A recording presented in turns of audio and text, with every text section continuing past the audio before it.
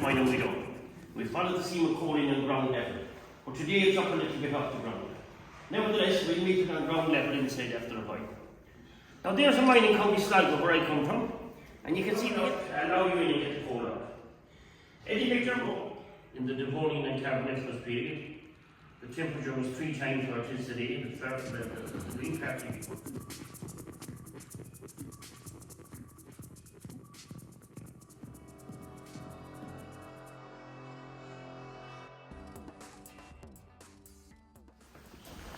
This was our first stop on the way in. That's came off instead of prayer.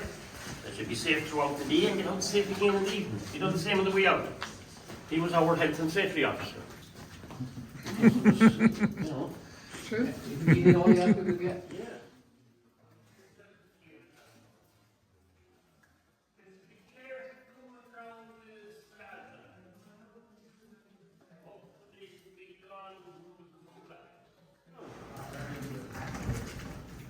The straight road, this is the one you're after travelling in on. And it goes right through the double doors. From it we drove double slopes, left and right, which are there and there. And you'll have to imagine there was 2 sets of rails, 2 sets of curves.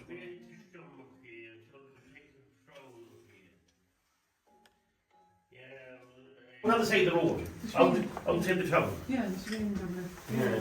Nice there, yeah. Now, every young boy had his own marker or pin, his own identity, and this boy was number 74. Some used string and washers, string and beer caps, nylon clothesline wire in various colours, eventually turned black. There was one chap used Barney and beanie. First shovel you bought as a young fellow was number 8. There was 3 sizes, 4, 6 and 8. All shovels were this length with a T-piece on the handle when bought new.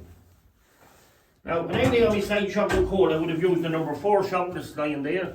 You went up 5.5 metres one way and 5.5 the other way, so that's 11 metres. So that was what you put out, 11 metres by a metre in, or 12, and the half already done 12 and a half. The first shift was 8 to 4, the second shift 4 to 12. About 3 of those hutches made a ton, and that's how we were paid in the daytime by the ton, and the ton is 1,000 kg in today's measurement. This is an industry, and the only other people I can think of that do that are fishermen.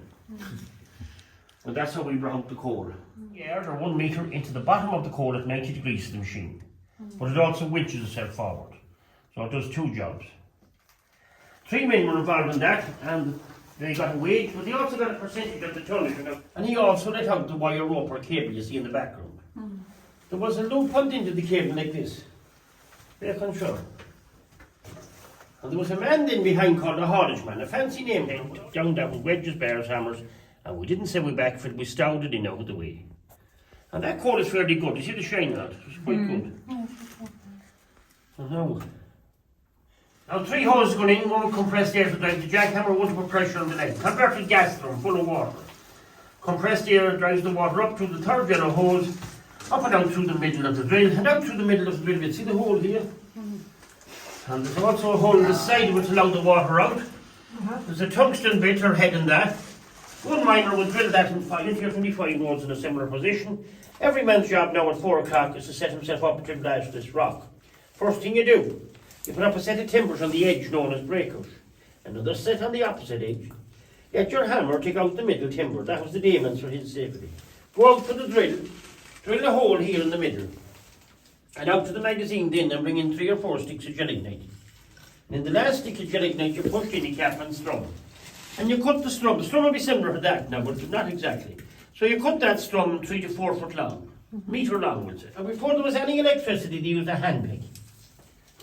A handpick is 18 inches across there when you were, half a metre. And a miner cut for 2 days with that.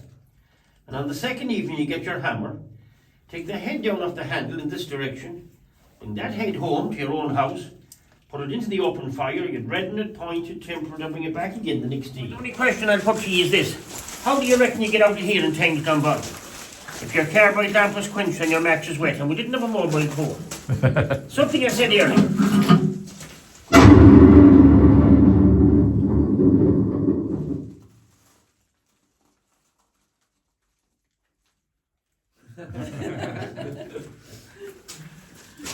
I'm going to do it again with just my own lamp to see if I could tell you what sort of lamp was here.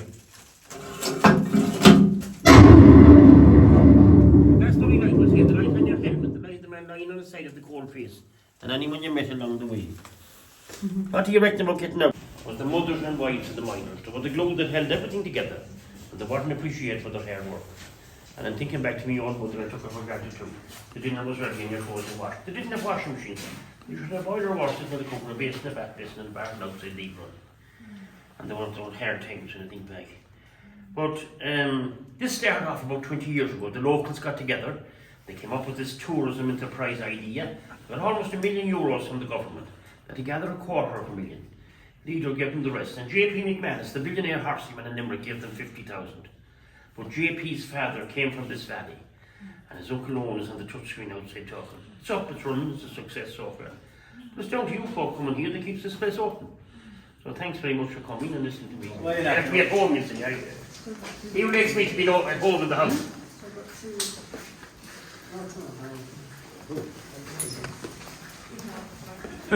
two.